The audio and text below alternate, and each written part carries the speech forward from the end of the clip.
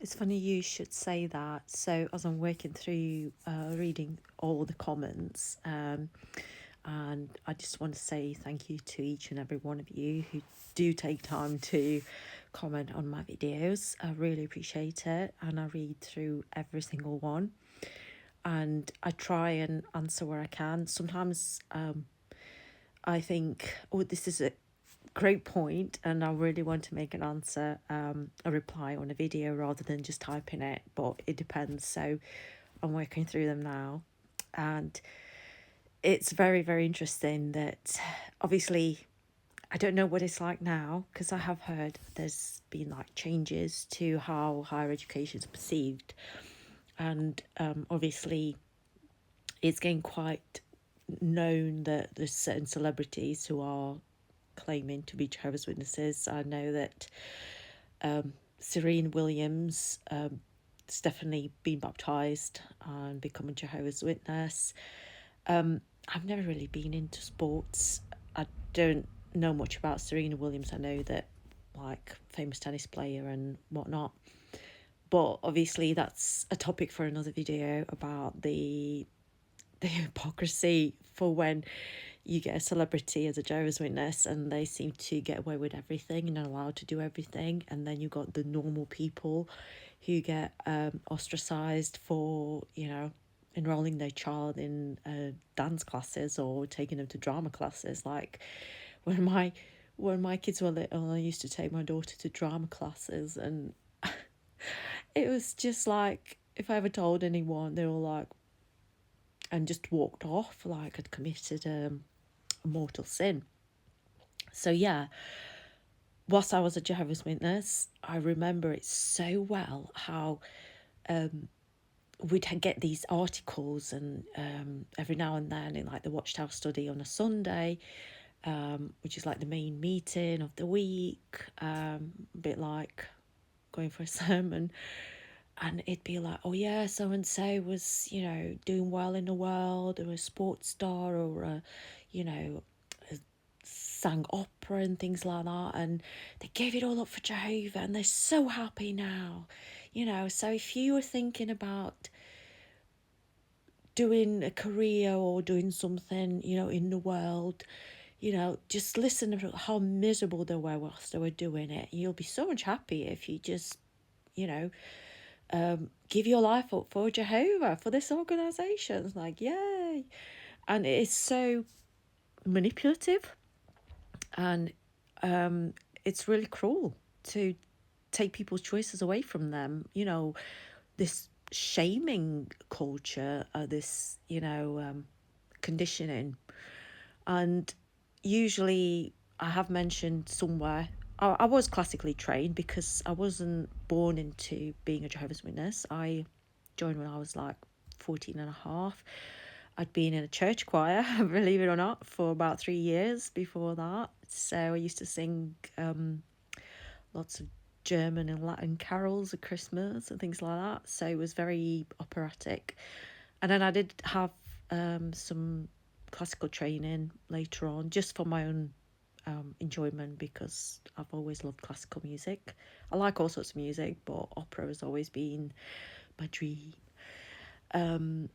But anyway, and then when so I was eventually roped in to go into a foreign language group because I happen to speak three languages, and that's always gets used. Well, I didn't want to join it because, like, I don't. It was just too much hard work, but I went anyway. So obviously, there's me singing away because, you know, the meeting's always open in a song, and then you get a song in between and a song at the end, and there's me singing my heart out. And then people were like coming along who were interested and studying with witnesses who were like Latvians or Russians. So, because obviously I'm from Latvia originally, and I speak Latvian, Russian, and English. Yay! And the interested ones come from the same background as I do, where, you know, if you've got a talent, everyone expects you to use it. They want you, you know, if you can sing, then sing. If you can dance, you dance, and things like that.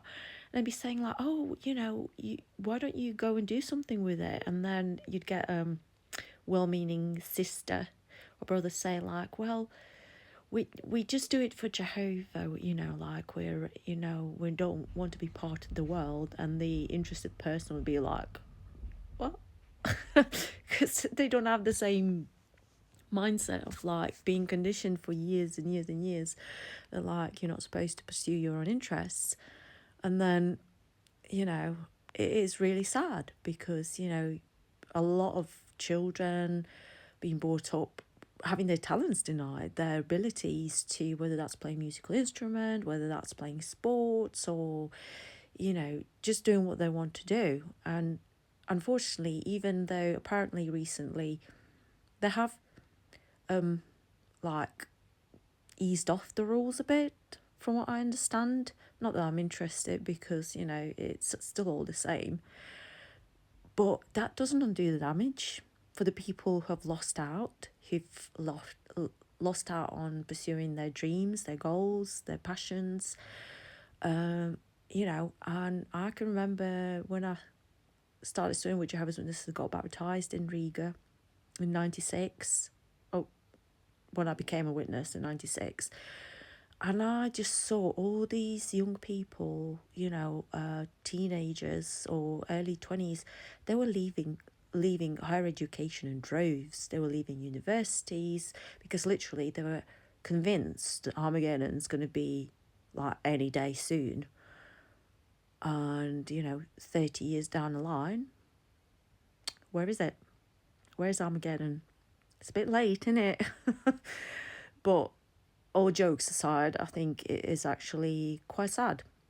And that's why I've come to a point where I'm just speaking on here, because had I known all these things when I was supposedly studying with Jehovah's Witnesses and in the process of being roped in, would have thought twice. Even though I was 14, I was still young. I would have do I really want to join this? But they don't tell you these things. So it's important that's why it's important to speak out. It's important to present the other side of the coin so people can make an informed decision. And Jehovah's Witnesses are always talking about informed decisions, especially when it comes to their no blood cards. So thank you again for your comment. I'm working through them all. We'll get around to hopefully everyone. And I will speak to you soon. And thank you for watching.